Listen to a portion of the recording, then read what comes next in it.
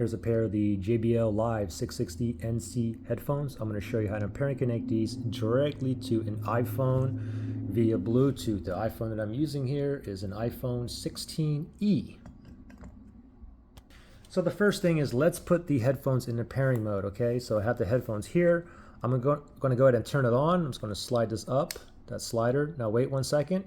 It's going to turn on. Now, I'll know that this is in pairing mode if it's blinking blue, blue, blue, blue, okay? I get a solid blue light here. The reason is because I'm connected to another phone. So for myself, let me manually put this into pairing mode. Okay, so if I look down, there's a Bluetooth button. It's all the way over, okay? So I'm gonna go ahead and tap it once, boom, and now look at the light. Now it's blinking blue, now it's in pairing mode. Now let me jump over to my iPhone here. I'm gonna go to settings, then I'm gonna go to Bluetooth here.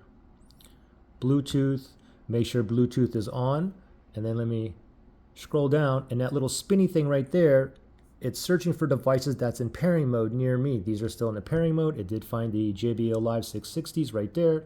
Let's tap on that. And I just heard the chime, and you can see that we're connected, ready to go.